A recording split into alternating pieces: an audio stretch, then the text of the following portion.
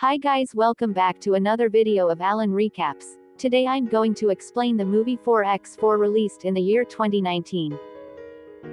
The movie begins with a man named Cairo walking around a neighborhood in Buenos Aires. Cairo is a thug and when he notices a car of his interest he breaks into it. He gets into the car and steals its stereo. In the overhead compartment Cairo finds a pair of Ray-Ban sunglasses and pockets them. He still isn't satisfied violating the car and he forcefully clenches his butt to squeeze out a fart. He finally feels that his work is done and he proceeds to leave, but lo and behold the door doesn't open. He tries the other 3 doors but none of them open. Left with no choice he is forced to move over to the back seat where he attempts to get the car's trunk to open. When he fails to do so he finally begins to panic and he desperately tries to break the car's window but without success. However, the seasoned thug refuses to give up and he dismantles the inner part of the car's door. He then squeezes his hand inside the door and tries to open it but only to hurt himself badly. He begins bleeding but the car door doesn't open. After all fails, Cairo pulls out his gun and shoots at the front window but the bullets bounce off and pierce into his thighs. Cairo screams in extreme pain, profusely bleeding. Cairo takes off his shirt and wraps it around the wound. So far Cairo was avoiding being seen, but after having shot himself in the foot he tries to get the attention of someone on the outside to help him get out of the car even if it meant he would go to jail. Luckily a woman appears outside the car and begins to fix her makeup using the car window. Cairo tries to ask her for help but it appears that the woman outside the car can't see Cairo inside. He yells at her but the woman leaves without flinching. Cairo tries to call his wife but before the call could go through the phone's battery dies. Several hours pass by and Cairo falls asleep. Cairo wakes up the next day extremely thirsty. He has run out of water and he is forced to lick the fog from the window out of desperation. Later he takes out the car stereo from his bag and puts it back to listen to the radio. The radio plays his favorite song and he gets lost in the music, forgetting about his troubles even if for a brief moment. Although the song is a raunchy number about having intercourse in the car, it coincidentally describes Chiro's situation. It talks about foggy windows, reclined seats and doing it all night for some reason. The song gives him the motivation to attempt opening the door again and he gets at it as he repeatedly hits the door with a tool. A phone starts to ring. It is the car's stereo. Cairo answers the call and a man speaks from the other end. The man introduces himself as Dr. Enrique Ferrari and welcomes Cairo in the car. Enrique continues that he is the owner of the sub and he has been robbed 28 times in his life. He adds that Cairo is the 29th thief that has tried to steal from him. The revelation enrages Cairo and he demands to be freed, but Enrique tells him to shut up and listen. Enrique then continues that he calls his car 4x4, which has an alarm that's connected to his phone, using which Enrique can lock all the doors. To the car it is bulletproof, it can't be moved from inside because of active suspension. It is also soundproof, moreover the windows including the front windshield are all polarized. The only thing that's not bulletproof is the gas tank, which can hold 120 liters of fuel and it is full at the moment. Enrique warns him that the full gas tank is a potential bomb. And in case he tries something funny the car could explode along with him. As Cairo hears in disbelief, Enrique continues that he is a widower who was born in Quilmes 60 years ago. He had a normal childhood for a middle-class child. At the time the doors to his houses were never locked. Enrique says that the current life is in such a bad state right now that he misses the life he had when he was a child. He asked Cairo what he would do if he caught his son stealing. However, Cairo has had enough and he threatens to report Enrique to the police. Cairo orders Enrique to release him so he can kill him and all of his family. However, before Cairo could finish the phone hangs up. Afterwards Enrique turns on the air conditioner and takes it to the lowest temperature to torture the thief. Cairo tries to turn off the AC but without success. Left with no choice, Cairo takes off his shirt from his wound and wears it.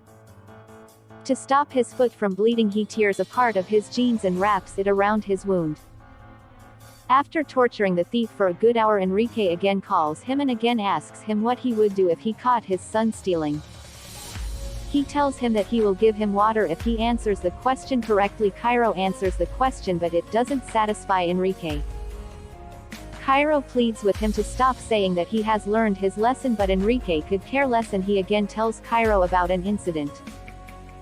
He reveals that last December 2 men broke into his daughter's home when she was parking her car. Enrique reveals that he trained his daughter for situations like this.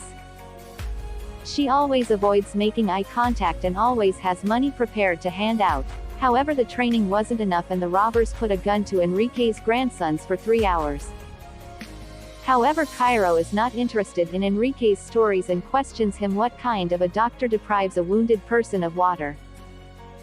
Enrique commends him for the question and asks him to guess the kind of doctor he is before hanging up.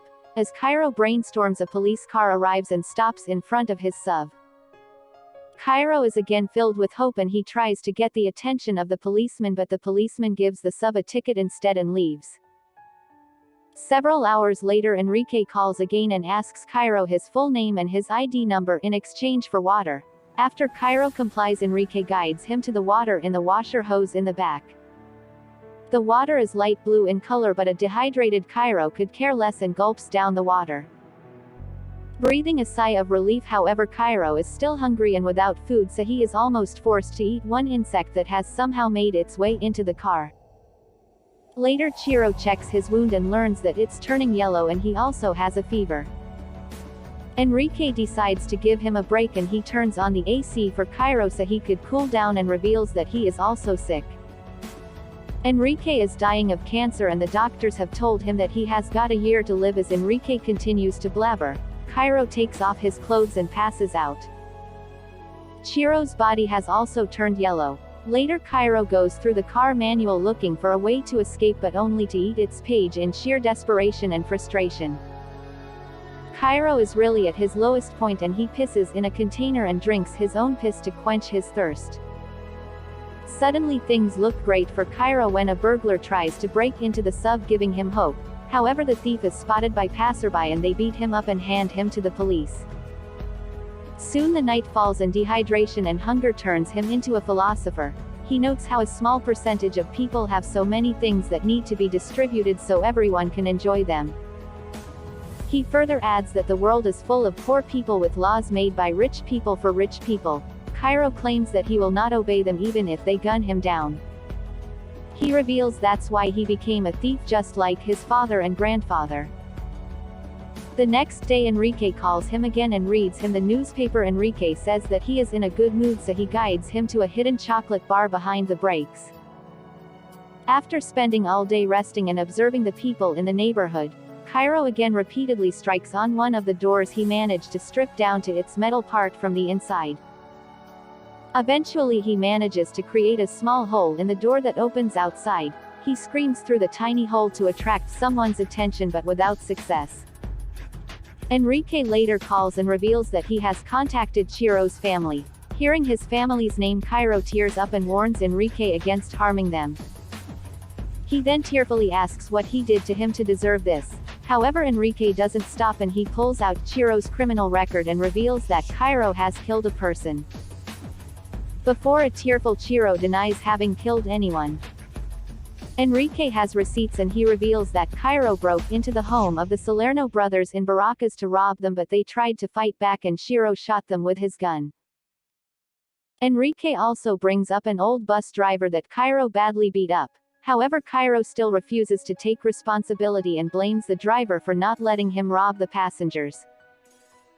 He says that he made mistakes and he has already paid for them. Later, Cairo charges his phone with solar power and calls his wife, but the call goes straight to voicemail. In the voicemail, he confesses to his wife everything and apologizes for messing up again. After crying his eyes out, Cairo plays with the car's start button and manages to turn it on. Apparently it can only be started without a key after pressing it a certain number of times. He puts on the seat belt and places the gear in reverse mode, however the gear gets stuck in reverse mode and he is forced to drive in reverse. He speeds the car and crashes it to a pole to attract people's attention. Fortunately, the airbag activates on time and he doesn't sustain any injury. Cairo is finally able to kick down the weakened rear window and escape.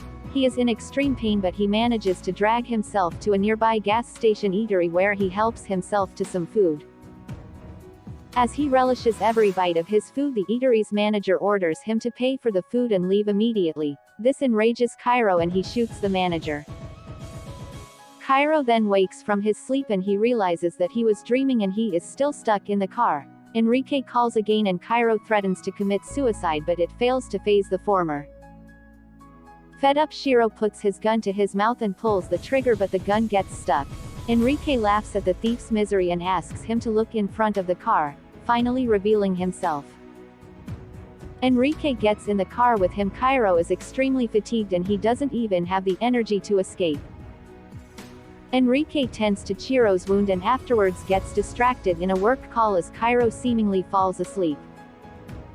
Just then Cairo unsuccessfully tries to shoot the deranged doctor and jumps out of the car.